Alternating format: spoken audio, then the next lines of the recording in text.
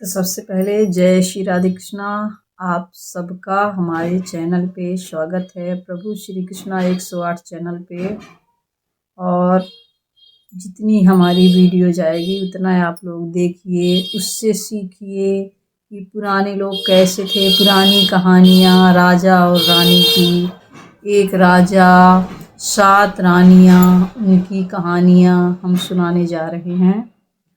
और अपने भविष्य से लेकर के रिलेटिव कुछ नहीं है। आप लोग अपने भविष्य में मत जोड़िए, उसके बारे में और गलत मत सोचिए, बस कहानी सुनिए आप कि क्या बोलने जा रहे हैं हम। ऐसे पहले होता था।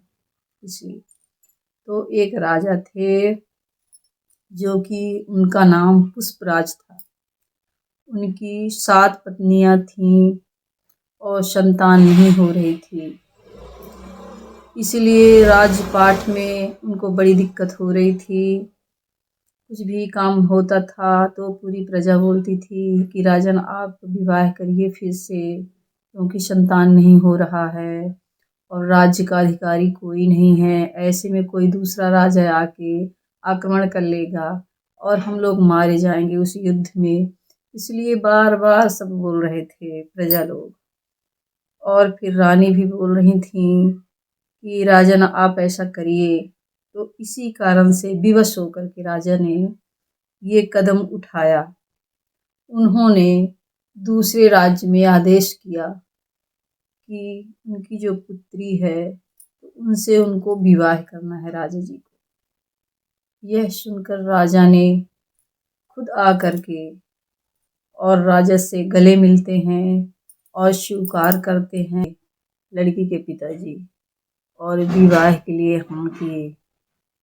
सब कार्य हो रहा था, अच्छे से हुआ विवाह। दुल्हन घर आई, दर्शन हुआ, घर में आई तो महारानी ने आदेश किया कि राजा जी, ये जो 7 पत्नियां आपकी पहले की हैं रानी, इनकी आंख निकलवा करके इनको देश निकाला करवाइए। अगर आप ऐसा करेंगे तो आपके घर में हम रहेंगे, अगर ऐसा नहीं करेंगे तो हम आपके घर से चले जाएंगे, फिर यही लोग रहें। तो राजा को मजबूरन ये करना पड़ता है, क्योंकि उनको वारिस चाहिए होता है। इस कारण से उनकी आंख निकलवाई जाती है और देश के बाहर छोड़ा जाता है।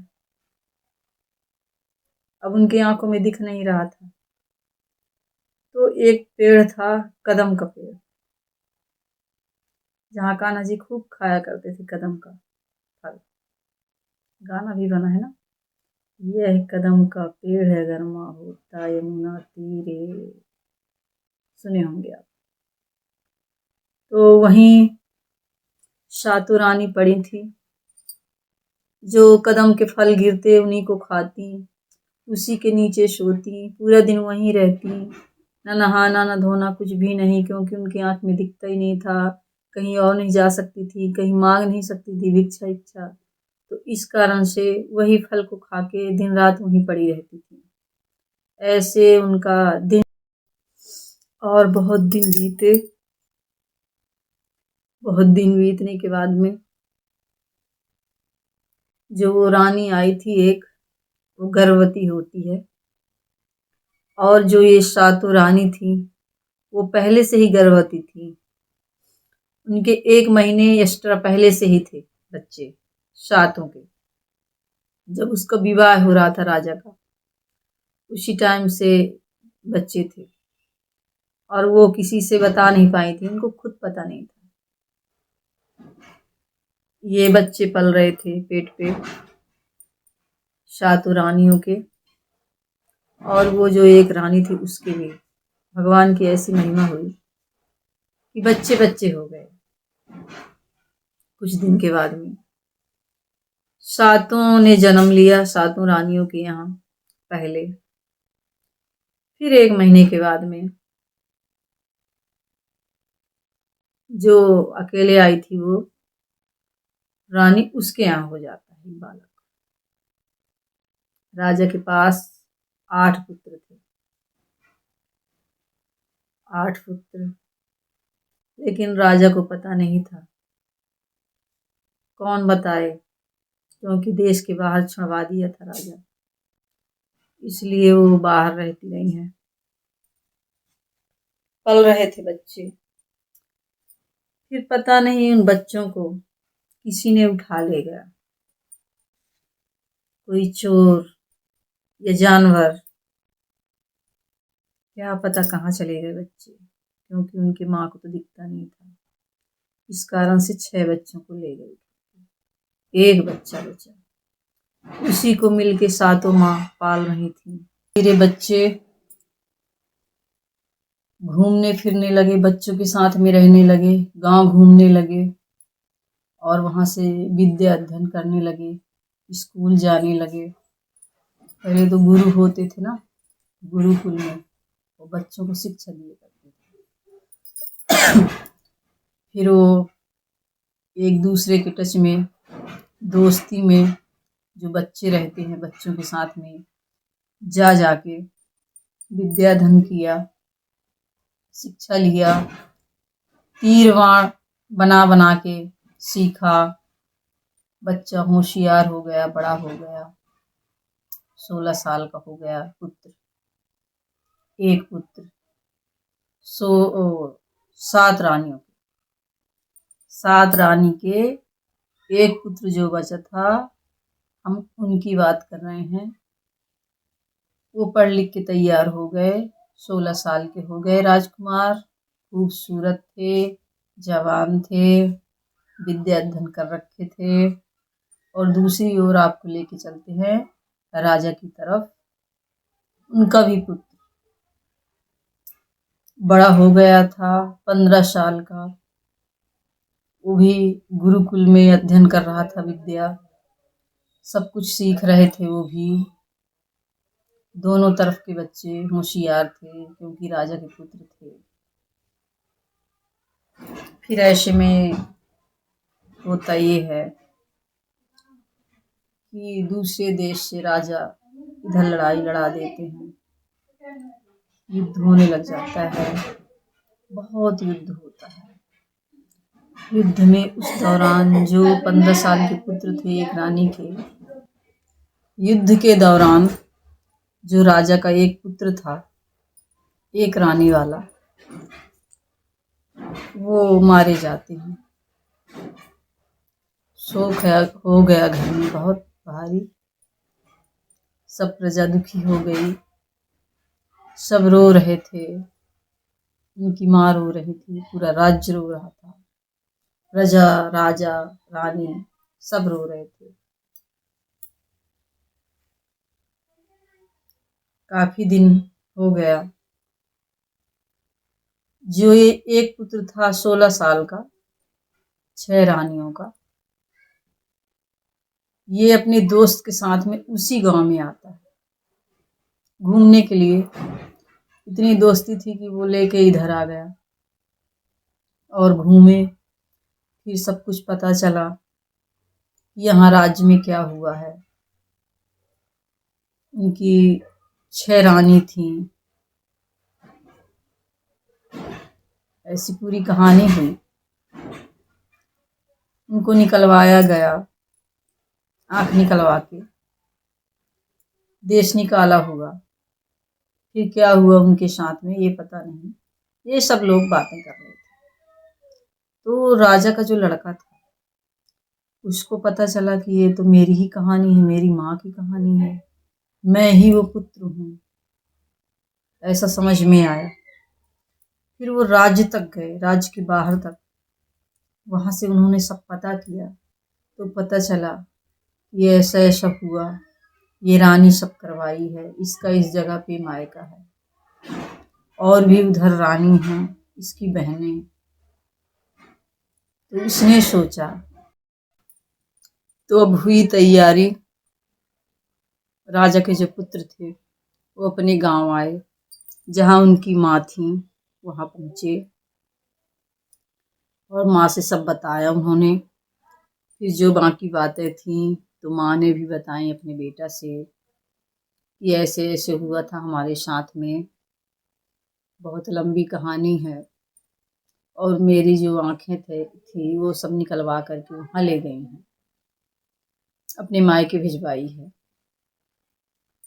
इसी कारण से हमारी आंख नहीं है और हम यहाँ पेड़ पे पड़े हैं। और भी पुत्र हुए, उनको सब चुरा ले गए, चोरी हो गए पुत्र। बस एक तू ही बचा है हमारी आंखों का तारा। अगर तू भी चला जाएगा उधर तो तू भी मारा जाएगा, क्योंकि वो लोग तांत्रिक हैं, मंत्र तंत्र जानती हैं। तो तू वहां न जा, हम यहीं जी खा लेंगे, गरीब रहेंगे, लेकिन कम से कम हमारा संतान रहे। ऐसे समझाई रानी, पर बेटा कहाँ माने। नया खून, नया जोश, नई उमंगे, चल दिया,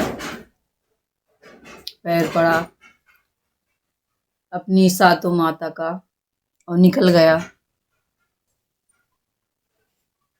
माँ ने कहा, मानोगे तो नहीं बेटे, तो ऐसा करो कि चने लेते जाना यहीं से, और जो पेंट है उसमें 2 जेब बनवाई थी। एक में हाथ जाएगा, ऊपर से एक दिखेगा, अंदर से 2 खंड रहेंगे। ऐसे ही उसमें एक वाले खंड में चना डलवा दिया माँ ने, और यहाँ से बेटा चले गए। बेटा ननिहाल पहुंचे, वहां स्वागत सत्कार हुआ नानी के यहाँ। उनको पता नहीं था, उनके यहाँ खबर नहीं गई थी कि पुत्र शोक हो गया है,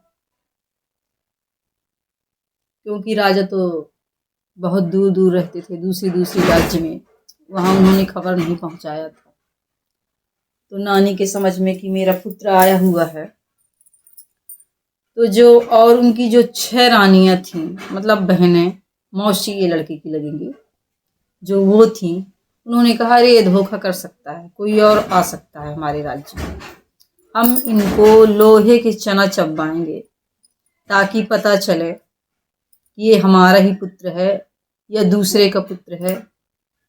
इस कारण उनको चने का, लोहे का चना दिया गया नाश्ते पे।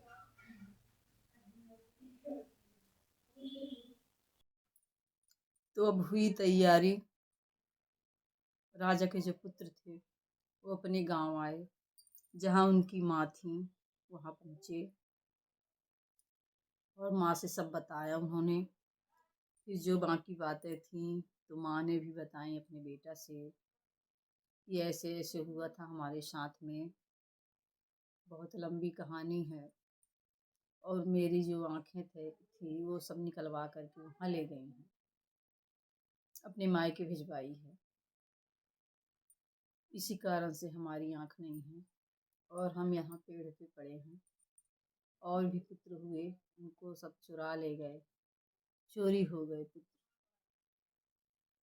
बस एक तू ही बचा है हमारी आंखों का तारा।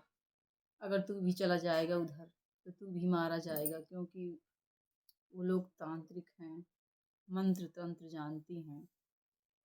तो तू वहां न जा, हम यहीं जी खा लेंगे, गरीब रहेंगे, लेकिन कम से कम हमारा संतान रहे। ऐसे समझाई रानी, पर बेटा कहाँ माने। नया खून, नया जोश, नई उमंगे, चल दिया, पैर पड़ा अपनी सातों माता का और निकल गया। माँ ने कहा, मानोगे तो नहीं बेटे, तो ऐसा करो कि चने लेते जाना यहीं से, और जो पेंट है उसमें 2 जेब बनवाई थी। एक में हाथ जाएगा, ऊपर से एक दिखेगा, अंदर से 2 खंड रहेंगे। ऐसे ही उसमें एक वाले खंड में चना डलवा दिया माँ ने, और यहाँ से बेटा चले गए। बेटा ननिहाल पहुंचे, वहां स्वागत सत्कार हुआ नानी के यहाँ। उनको पता नहीं था, उनके यहाँ खबर नहीं गई थी कि पुत्र शोक हो गया है, क्योंकि राजा तो बहुत दूर दूर रहते थे, दूसरी दूसरी राज्य में, वहाँ उन्होंने खबर नहीं पहुँचाया था।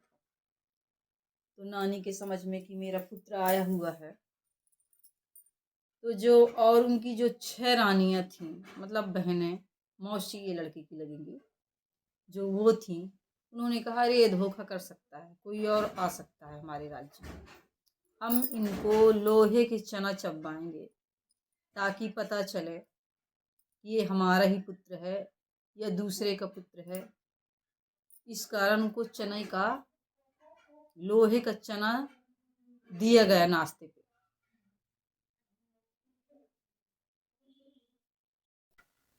तो ये भाग पहला था, पार्ट 1। अभी इसका दूसरा भी होगा।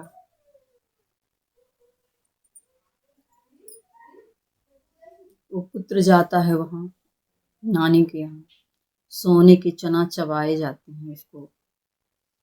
अगर सोने का चना नहीं चाप पाया तो उसको बीच चौराहे में मारा जाएगा।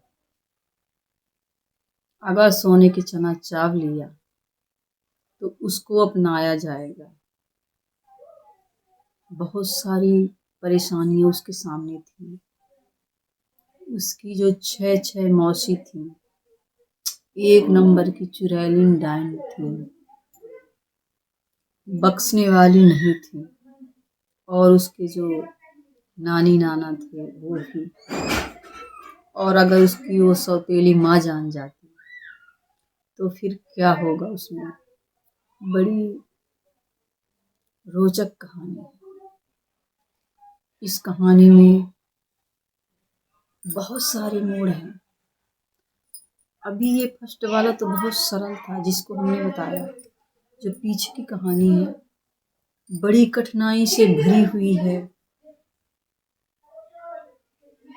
बहुत भारी भारी इसमें कठिनाई है जो उनको झेलते हुए वो बच्चा निकलेगा 16 साल का। बने रहिए आप हमारी इस कहानी पर। कमेंट करिए, लाइक करिए, चैनल सब्सक्राइब करिए और बताइए आपको ये कहानी कैसी लगी।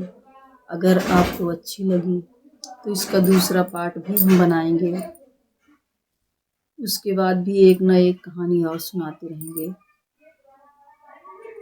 और इस कहानी से तो मेरी दाएं आंख फड़क रही है कि पता नहीं उस बच्चे को क्या होगा। बाकी कुछ नहीं होगा, टेंशन लेने की जरूरत नहीं है। हम बैठे हैं, कहानी लेके आएंगे दूसरी पार्ट की। ठीक है, आप लोग कमेंट करिए, बताइए कैसी कहानी लगी आपको। और वो बच्चा बचा कि ना बचा, आप लोग बताइए हमको। उसका दूसरा पार्ट तो बनाना हमारे हाथ में है, उसको भी हम तैयार कर लेंगे। तो जय श्री राधे कृष्णा। लाइक करिए, कमेंट करिए, कहाँ से हैं, बने रहिए हमारी लाइव पे, वीडियो पे। ऐसी ही कहानी आप लोगों के सामने हम लाते रहेंगे। जय श्री राधे।